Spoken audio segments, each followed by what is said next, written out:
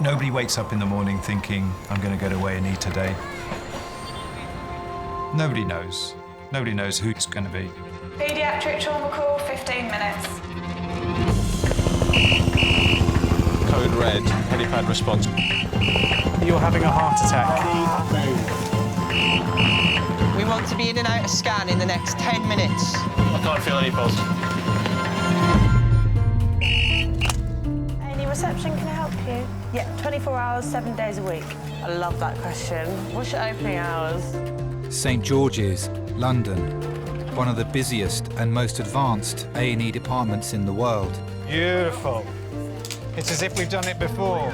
We are there when awful things happen to pick up the pieces. We have a 2-year-old who was kicked by a horse. We see the unpredictableness of what happens in life, and we're suddenly having to explain why it's gone wrong.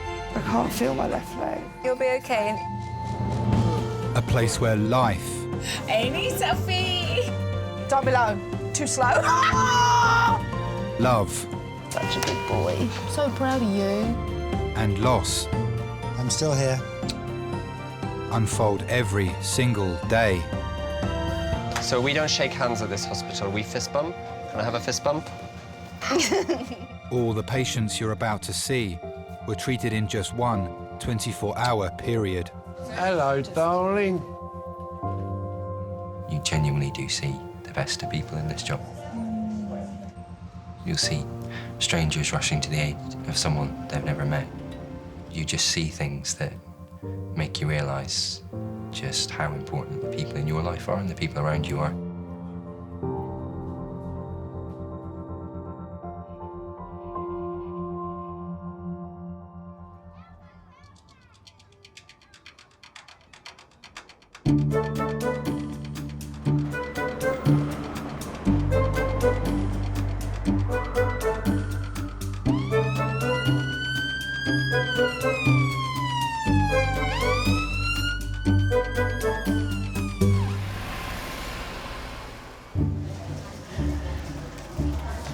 What's your name? Ben. Ben. Ben. All right, Benjamin, Ben. if you're- Benjamin. Do you know what I fancy? I fancy you. What time do you finish then? Sorry? What time do you finish? Oh, midnight. Just Oh. begun. Just begun. And you? Oh, 7:30 we go home. Oh, we start, really? we do 7 to 7:30. I want to know if he's married now. Are you married? No, I'm not married. No. Julie and Jane? Take care. See you soon. you. Bye.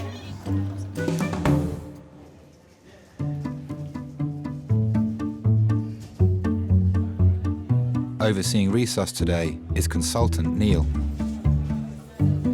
I relish that feeling of going from being calm to utter madness. Okay. In here, guys. That kind of adrenaline rush. That's one of the reasons I chose to work in emergency medicine. Okay, guys, this is the handover. I don't see it as a stress. I see it as a perk. Okay, so where's you going to put that one? I can go in 5. In 4. 4, sorry, yeah. And then the COPD? Sometimes you don't get your break, because sometimes it is that busy. You do sacrifice a lot to do the job, particularly time with your family, my partner, parents, daughter. But actually, the greater good is that you're helping people that need your skills and expertise.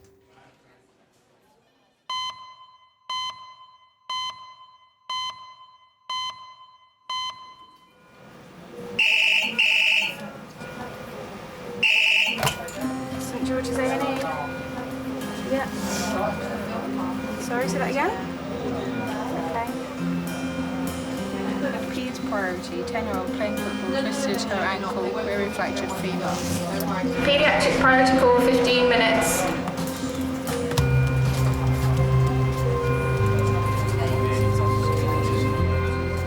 A 10-year-old playing football twisted her leg and they think she's got a fractured femur. That would be one hell of a twist. A 10-year-old girl is being rushed to St George's after an accident playing football. After twisting her leg during a tackle, Paramedics are concerned that the impact may have broken her femur. The femur is the bone in your thigh. It's quite a big, thick bone. So in order to break it, you've got to have some force. Sorry, yeah, there's a trauma coming in. You can lose a reasonable amount of blood from the breaking the bone. And the patients are usually in excruciating pain. The girl's mother travelled with her in the ambulance. I was in the kitchen with my mum and she went outside to play, and about 5 minutes later a little boy knocked on the door. I could hear the screams from inside the house, and the neighbours said as well that they could just hear this screaming. I panicked and just called the ambulance straight away.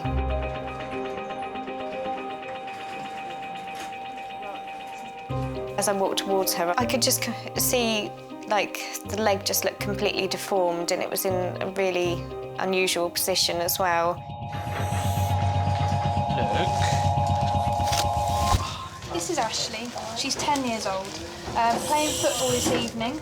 Went to kick the ball, fell over the ball, but as she landed, her left leg basically twisted awkwardly.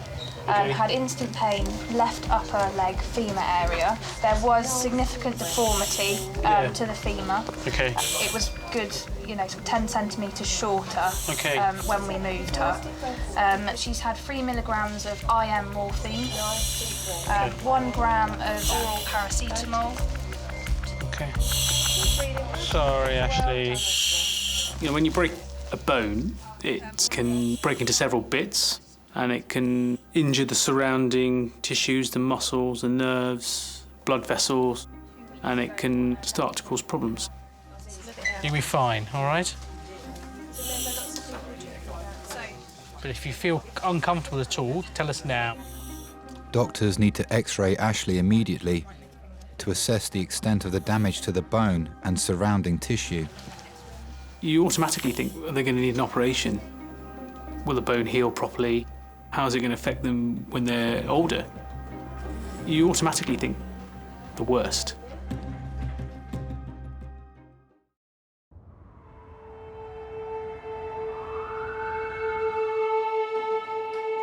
Ten-year-old Ashley arrived at St George's after injuring her leg playing football.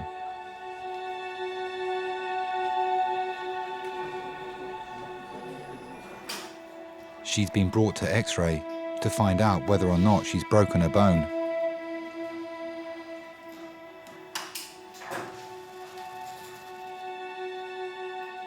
My heart just broke for her because I just thought that she must have been in so much pain.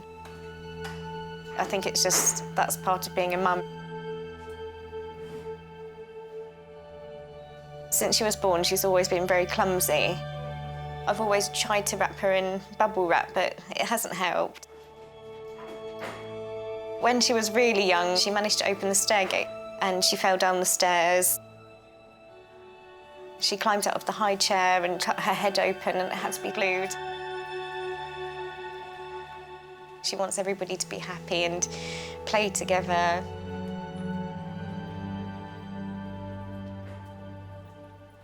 I had Dolly quite young. Her dad, he was a couple of years older than me. We were all at school together, but he was in my sister's year. And then used to hang around with each other, and it just happened from there, really. It was just before I was 18, I had her. So it was all, I think it was quite difficult for everybody, really, at that age. The day that she was born, it just changed everything. Everybody was just so happy. My mum walked in and she just thought she was absolutely beautiful, and she just looked at her and said, "Oh, she's a little Dolly." And that's all she's known as now. I can wait my own. I've got my iPad. I know you do, I can play Scrabble. Your first day, having just arrived, I'm not going to leave you on your own. Watch that. This one. No, just do this one. If you're happy and you know it's happy, feel happy and you know clappy hands. If you're happy and you know that you will always stories. If you're happy and you know clappy hands. Well done. 3-year-old Lola suffers from febrile convulsions, a condition that causes her to fit intermittently. She's come to A&E with her dad Quinn after having a seizure earlier today. We're going to put the water in the fire, okay? Oh, brilliant. I love this game. I was in my early 30s when I became a dad, when Lola arrived.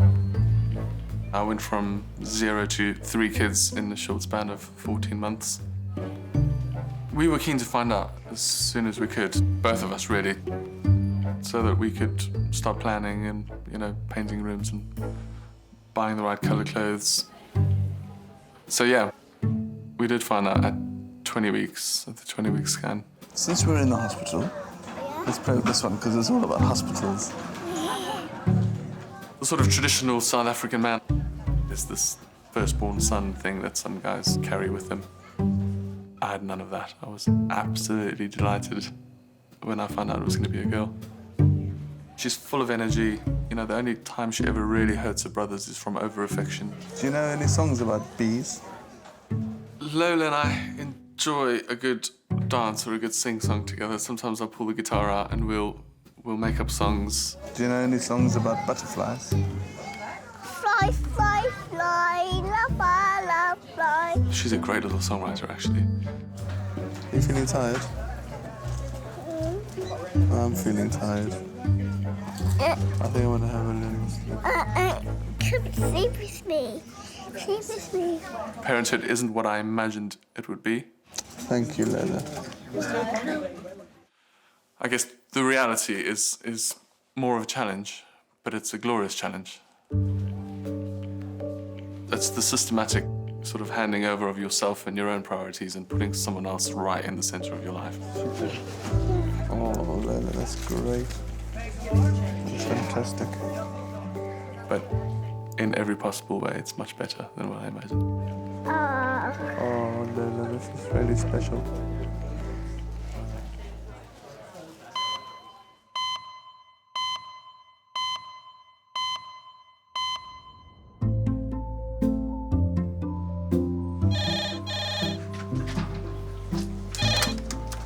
Hello, Amy, can I help?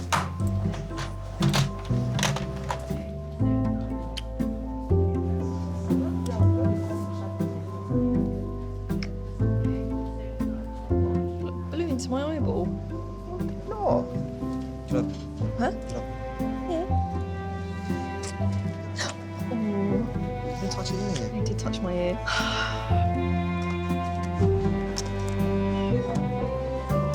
Okay, Clarence? That's me. Yeah, would you like to come with me? Do you want me to carry that for you? Would that be Yes, please, if you would.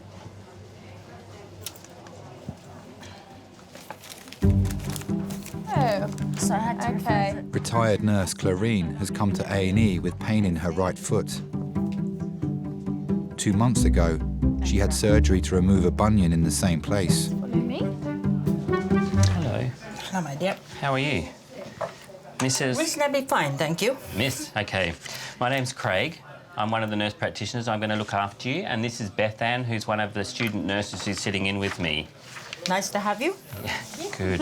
Is this your practical experience, or you have to go back to college? This is my final placement now, so I qualify in the summer. Oh, good for you. I'd never forget, in my time, you couldn't wear wedding rings. You had to strap it over around your neck. Oh, really? And that engagement ring there I had on a chain around my neck. Went to the toilet one day, and as I stood up, I thought it was sitting right on the crotch of my panty. Oh. The chain came undone. Honest. You nearly lost it. Yeah, I did. Oh. So what's happened? I had surgery on that right bunion. Right. When did this happen? On the 27th of April. OK. And the big toe. It's very, very uncomfortable at the moment. Is it? Mm-hmm. Shall we take this off then? Yes, please. All right, let me just go and get the saw. I won't be a second. I had a pair of clippers at home, but they were basically for taking off Bandages? Yeah. If they're a little bit bigger, it would have been off at home, I tell you. Oh, you weren't joking. No, I'm not joking. It was... My saw. Now, you know that this thing doesn't cut skin. Doesn't it? No, no, no. Why not? So, although it's a saw, well, we don't want it cutting your skin. That's a clever one, then. It makes a noise, but if I hold it on my skin, it won't cut. Okay. Is it tickling? Sorry.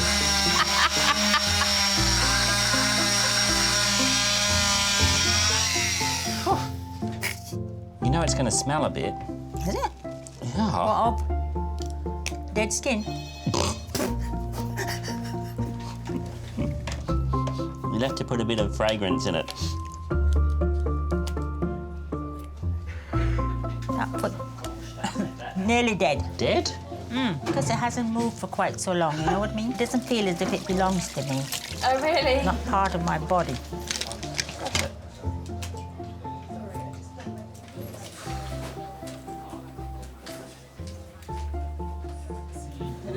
Okay. Lovely. Yeah, just because there's no neck, you know. It's so clumsy, Dolly. It's horrible. It was literally sticking out. I was like, oh my God, I'm going to lose my leg. Doctors have received the results of 10-year-old Ashley's X-ray. She's been joined at St George's by her cousin and grandparents. They said that it's measuring like 10 centimetres shorter than the other one now. That's what the paramedic said, yeah. Because of the break. Brilliant. Yes, please, yeah, thank you. Look at it, Mum. Yeah, go and have a look. Go on, Jan, you're You see this? So then when you get together, then you get a little bit together. Oh, my God. Oh, God, I can't believe this at all. Yeah. The scans reveal a clean break to the largest bone in her thigh, and doctors will need to quickly decide whether to operate or realign the bone by putting Ashley in traction. I tell you what, Dole, no kidding, you've got a long road ahead of you. No, I'm not playing football no more.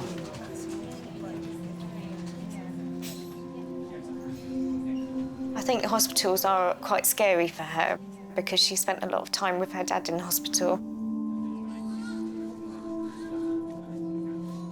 He was a car mechanic, so he had his own business. And he's just always really been into cars. And he got her, like, some little pink overalls when she was quite young as well, so he loved her being there.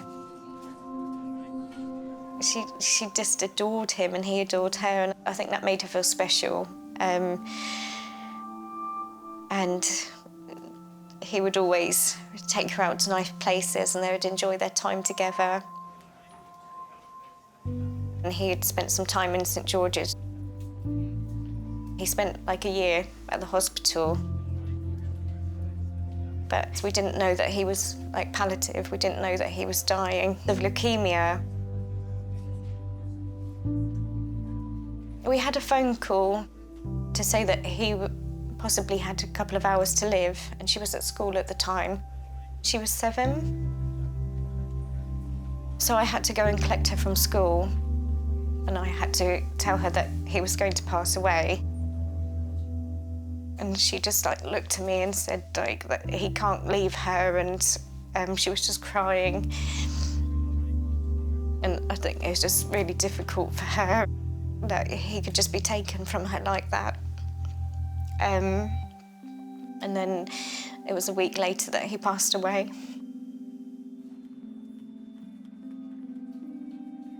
I needed to put my emotions aside a bit, I think, because I think Dolly was the most important person. She was so young and she just needed everybody's support, and my main thing was just to make sure that she was okay, because when I told her, it just felt like I lost my child that day.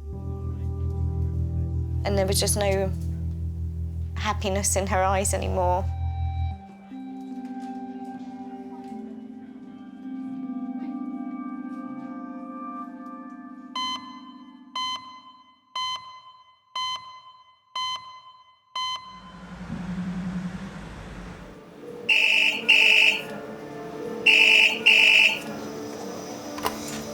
Hello, A&E. Yeah, go ahead. Is it medical or trauma? Okay. Yeah. Yeah. Anterior lateral STEMI, yeah. Alrighty. Adult practical, 10 minutes. A 91-year-old woman is being rushed to St George's with severe chest pain. When the red phone goes off and you hear a 91-year-old with severe chest pain coming in, my mind will automatically kind of think life-threatening.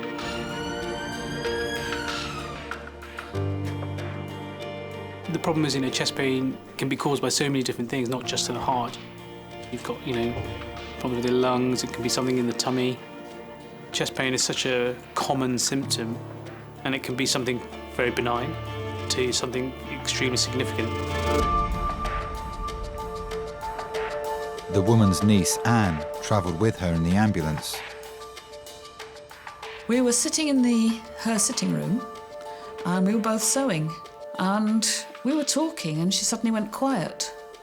I asked her a question, didn't get an answer, and I looked at her, and she was sitting there just holding her chest.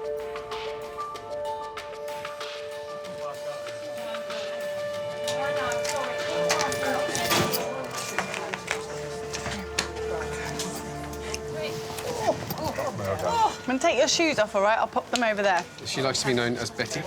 She's 91 years old. Okay. Today at 17:30, she was sitting in a chair, having a chat with her niece, and sudden onset central chest pain. Yep. We have given her aspirin, GTN 2 sprays. Okay. Morphine 5 milligrams. Okay.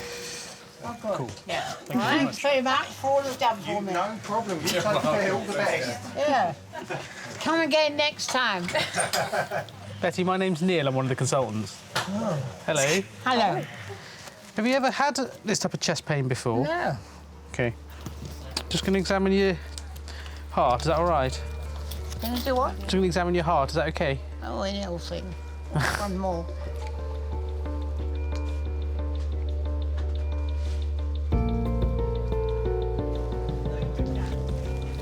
We're just going to do some blood tests. All right. Doctors need to test Betty's blood immediately to look for a protein that will confirm that she's having a heart attack. Right, let's get this Betty, dripping. I'm going to go get... I'll put a needle in your arm. Another one? Yeah, I like doing that. Oh, we love bloods here, that's the thing.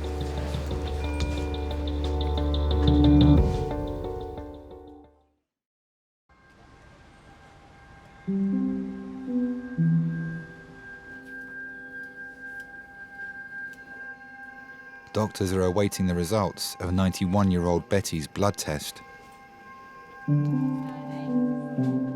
They're keen to find out whether anything in her medical history will help them determine the cause of her chest pain.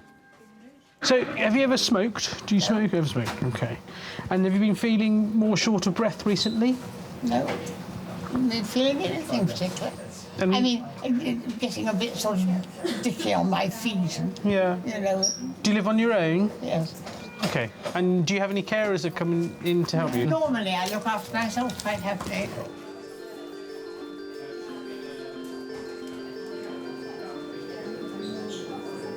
Betty's niece, Anne, has been waiting to see her in resus. Oh, you're back. You're getting a chair sitter. Have you got a chair sitter? Yes. All the junk in the house. Got all your clothes and your handbag. I probably just well have that. Yes. That's a good idea.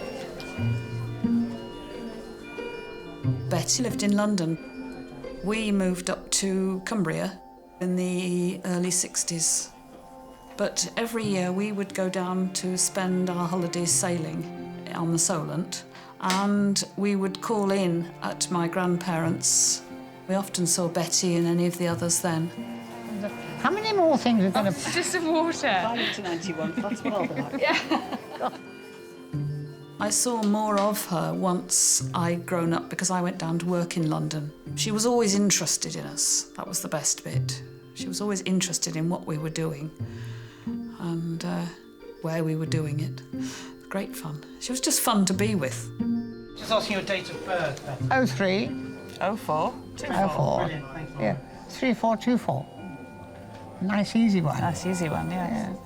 Betty and her 3 younger brothers were brought up by a nanny and all went to boarding school because my grandfather was a solicitor.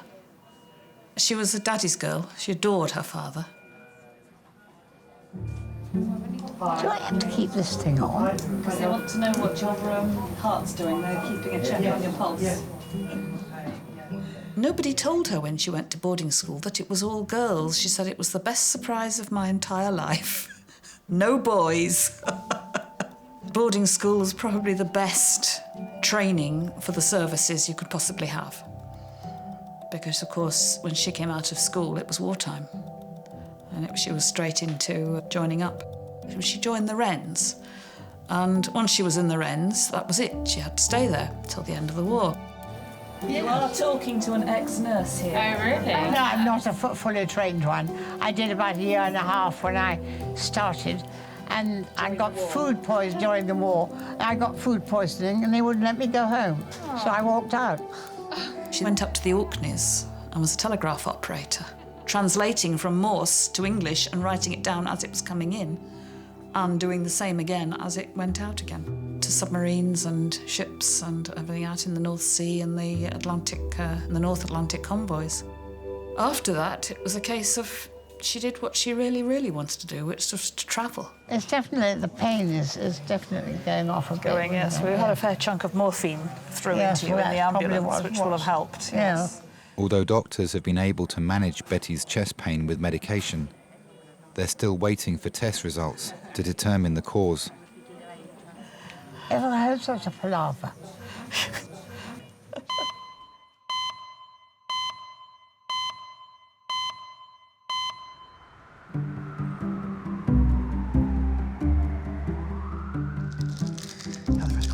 I don't want them, I can't eat.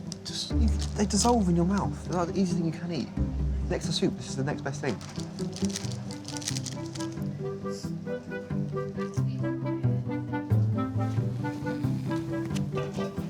Plonk it in there for me. Bloody hell, that's cold. Have you got any warm water? It's cold. Not that cold, is it? That's cold. I like comfort. Retired nurse Clarine has come to A&E with pain in her foot after having a bunion removed 2 months ago. Emergency nurse practitioner Craig has decided to rebandage the wound. Does that feel good? It's living again. I'm going to put some olive oil on that. Good quality one, I hope. Oh, yeah.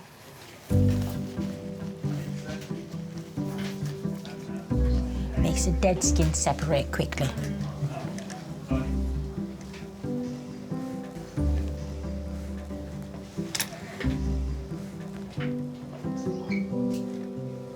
Got a new foot? With a bow.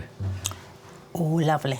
OK, hopefully that feels better. Well, thank you very much. And any problems, come back and see us. You take care and all the best. Thank you very much. Thanks ever so much. It's nice to meet you. Bye-bye. Take care. You take All care. right, Thanks. bye-bye. See you later. Bye.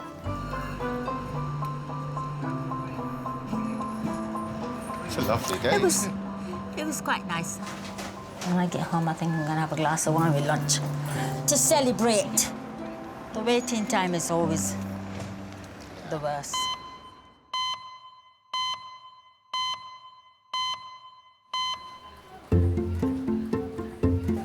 OK, I'll do it like this. OK.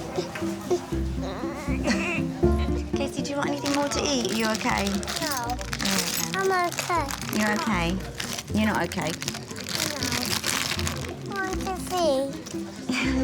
Don't eat them all at once. Can you please this? Should we play I Spy? Yes. I spy with my little boy. Something to get the Christmas. Lola. Is that you? So that's me. 3-year-old Lola has come to A&E with her dad Quinn following a seizure at home. This way, puppy. After being diagnosed with febrile convulsions a year ago, her dad is worried that her recent fitting may be the result of another underlying concern. My name's Peter. I'm one of the doctors. Say hi, Peter. Hello. What's brought you to see me today? And Daddy too. Oh. And her name is Quinn. That's my name. And his name is Quinn? Yes, and Mummy's name is Melanie. Oh, wow. Can I ask Daddy some questions? Is that okay? Yeah. Thank you. So what happened She today? had febrile convulsions. She's had, this is the 7th. In sort of what time span are we talking? When did they first start? Last October. All right. The first couple of times were a lot more severe, violent convulsions, eyes rolling back, stop breathing. And was she sort of shaking her arms and legs? Yes. One was here, and they had to sort of take her to resus, and Okay. she stopped breathing for a few minutes, and they cut her clothes off, and that was the worst one. And in terms of her behaviour normally, I mean, she was sort of hit all of her milestones on time, walking, talking all at the right times? Yeah, she started walking a little bit late. Okay. Talking, you feel that was all on time? Oh, yes, she has absolutely no problem with talking. Sure. Can we pop you on the couch so I can have a little feel of your tummy? Yeah. Oh, fab. And we'll lay you down nice and flat. Can I have a little feel of your tummy? Yeah. Are you ticklish? Yeah. Are you sure? Okay. Can you sit up for me? And I'm going to have a little look in your ears. Oh, hello, what is he going to find in your ears? Since October of last year, she's had 7 of these episodes. These febrile convulsions. I'm just going to come around the other side and have a look in the other one. She was just sleeping in my arms. And I felt my lap go warm and wet. She wet herself, at which point I obviously took notice and her eyes started to roll back and she stopped breathing, and it's just awful.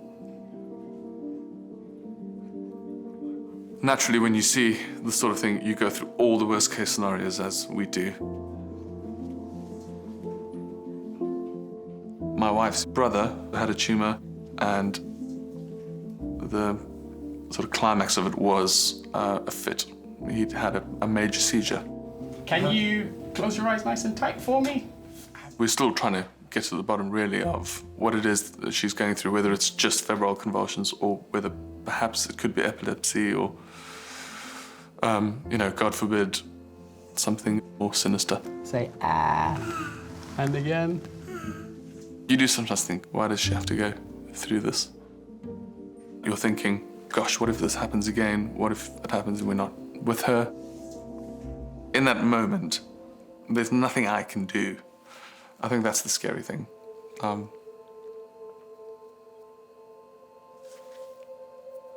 Wow, I wasn't expecting this.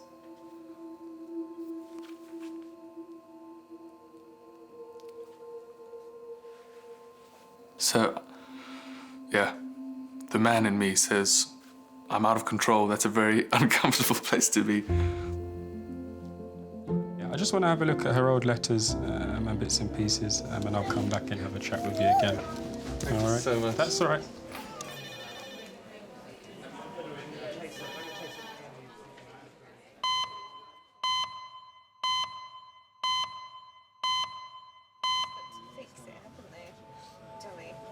It's been just over 90 minutes since 10-year-old Ashley arrived at St George's after breaking her leg. Orthopaedic doctors have arrived in paediatrics to discuss how they intend to treat the split femur. Hello, hi, I'm Michelle. Hi, nice to meet you. It's quite a severe break that she's got, so usually it will involve us doing a small operation for it. Okay, yeah. It'll involve us putting 2 small sort of what we call nails, so little wires which go through from near the knee and go up all towards the hip. And 2 of those are put in just to stabilise the bone and let it all heal up. Yeah, okay. Thank you very much. Thanks. Do this no. I know. Why does it always happen to me? Because you're so clumsy, that's why. I felt like she definitely had to grow up quickly with everything that had happened. But on the other hand, she's still very babyish in the things that she does. And I really like to see that, her playing with the little dollies still and ponies and things. And it's just nice to see her getting back to normal now. And just being able to kind of have that childhood back again, really. Gulliver can wipe your lashes off. One of the most important things for her was to take her teddy bear with her that her dad had taken around all of the hospitals with him. And I think that she just felt that he was there then. When she was growing up, everybody would say that she was just like him and looked like him, and I could never see it.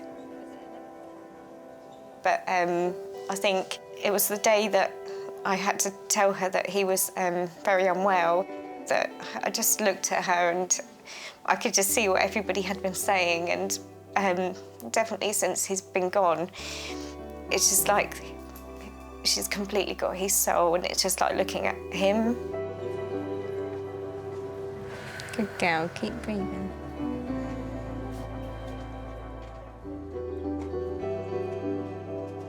Have you ever stayed in hospital before overnight? You don't think so? It's the first time for everything, isn't there? It's definitely made us realise how precious life is now, and that we're just trying to enjoy as much time as we can together. Ashley will be taken to an orthopaedic ward before having an operation to realign the pieces of bone in her thigh.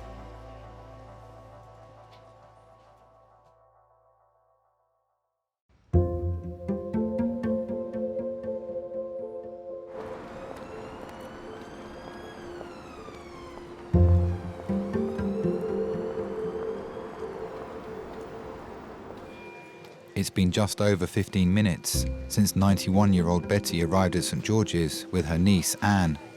Elizabeth? Yeah. Hello, Elizabeth. My name's Chris. I'm Yes, one of the try nurses. Betty. Betty, I do beg your Yeah. pardon. My name's Chris. I'm one of the nurses here. We have some tablets for you. I'm afraid we have quite a few. Would you be able to take these for us? I expect so. That's... Excellent. I've got to swallow the whole lot. I'm afraid so. She absolutely loved travelling, and she would maybe work 2 or 3 years, usually in London, places like solicitors. And then she'd drop the job, because she'd been saving like the clappers, and go off travelling for a year.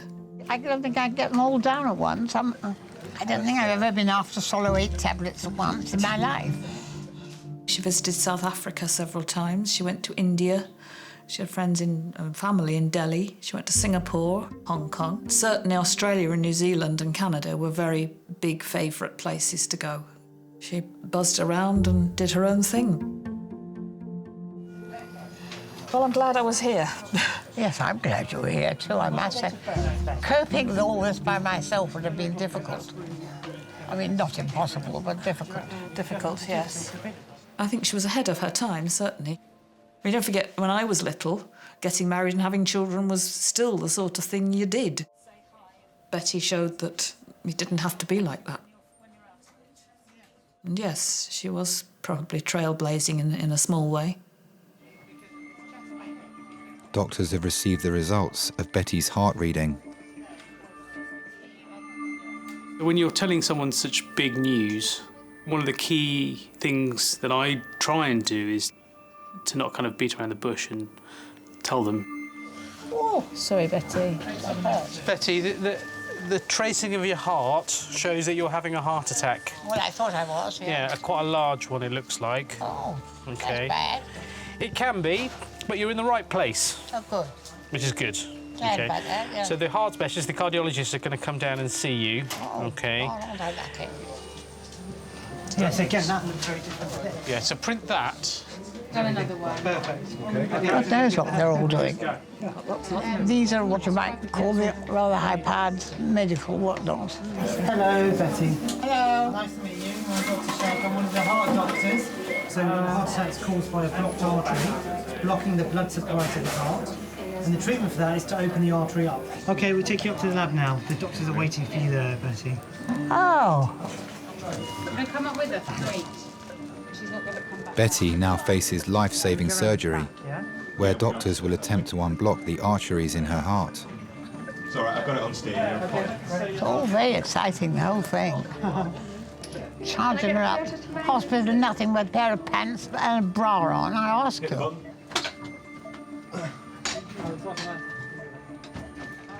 Yeah, round to your left.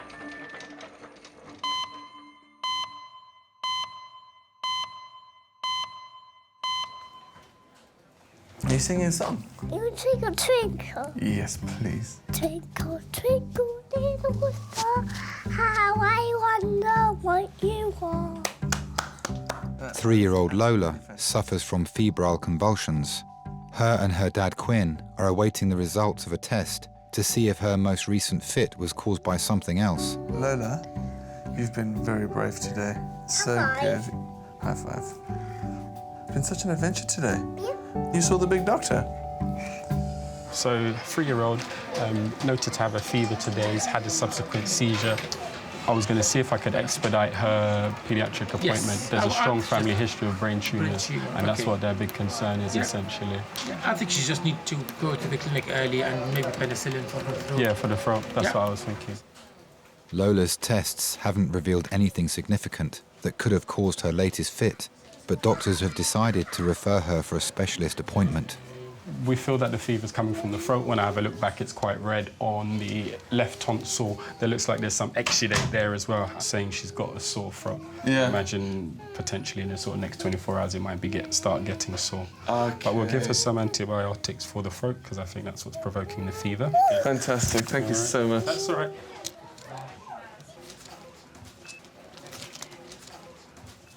Hello. So they say the back of her throat is inflamed, and I think that's probably what brought on the high temperature, which then brought on the convulsion. Daddy, She wants to talk to you. You want to talk to her? Can I talk to her? 1 sec. Hello. I am in a hospital. Yes, I'm coming soon. Bye. Okay, babe. So I'll. Okay. Should we take a bus? Her and my relationship, it is different to my relationship with the boys. Lola loves her fairy tale books, and so she's getting to grips with the prince-princess scenario. So just the other day, she bounded into the room, jumped into my lap, grabbed me at both cheeks and said, "Daddy, true love's kiss," and plonked her face against mine for the longest time. And certainly at the moment, I assume that role of prince in her life. As long as I possibly can, I want to assume that role. Follow me. Daddy, should we get an ice cream? We're gonna get an ice cream. Okay. As a dad, I spend my life arranging the furniture around her life to ensure that all the corners aren't sharp and that the landings will be soft.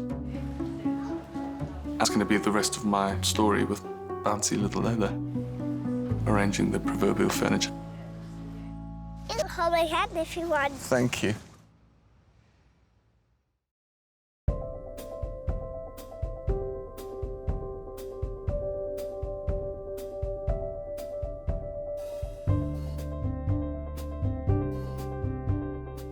She'd been really excited because she was bridesmaid for my sister's wedding. It was like a week until the wedding, so she had the dress and everything. And I think her biggest worry was that she thought she'd be in a cast and wouldn't be able to wear her new shoes. But yeah, she looked beautiful and it all went to plan in the end.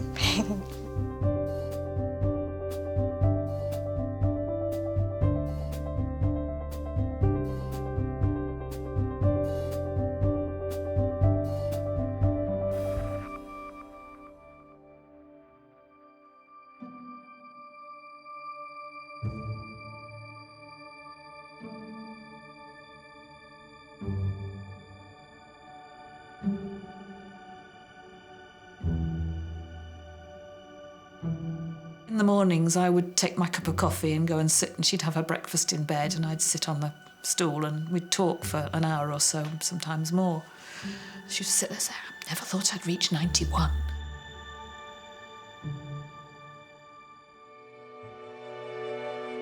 She had a couple of very bad days. Friday in particular was not good. Then she died on that Wednesday afternoon.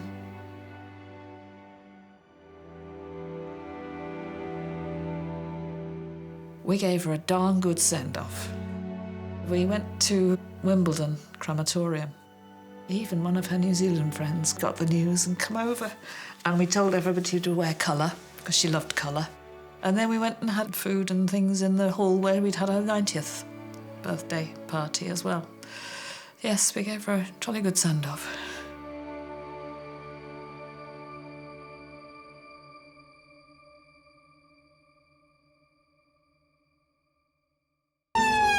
Are you ready to face the day? Adult male, trauma call, 8 minutes. Motorcyclist versus car. They said the dent in the roof is his face. He slide. T-bone into the side of the car, turning right onto him. Can you tell me what year we're in, Robert? What year are we in now? What year is it? I think we need to slow down a bit before it's too late.